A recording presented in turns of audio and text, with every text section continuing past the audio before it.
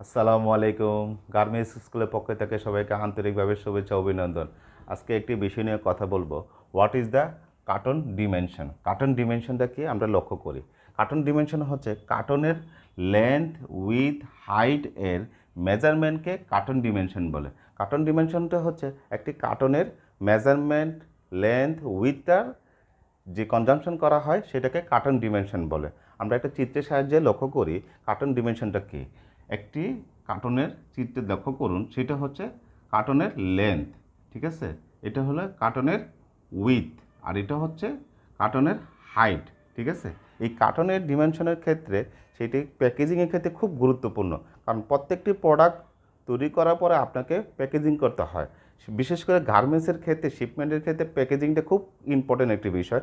সেজন্য কার্টনটাকে আমাদেরকে লক্ষ্য করতে হয়। কার্টন সাধারণত 3 প্লাই, 7 প্লাই, 5 প্লাই বিভিন্ন প্লাইয়ে হয়ে থাকে। 3 প্লাইটা হয় একটু পাতলা, আবার 5 প্লাইটা হয় মিডিয়াম, আর 7 প্লাইটা হয় অনেক থিকনেস মোটা।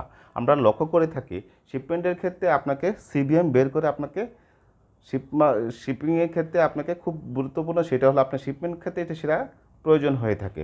লক্ষ্য করি সিবিএমটা বের করার কি পদ্ধতি: লেন্থ পূরণ উইথ পূরণ হাইট পূরণ টোটাল কার্টন কোয়ান্টিটি।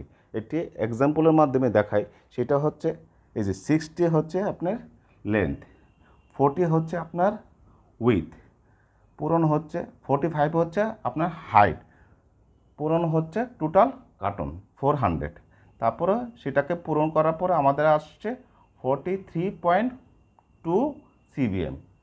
ধন্যবাদ সবাইকে।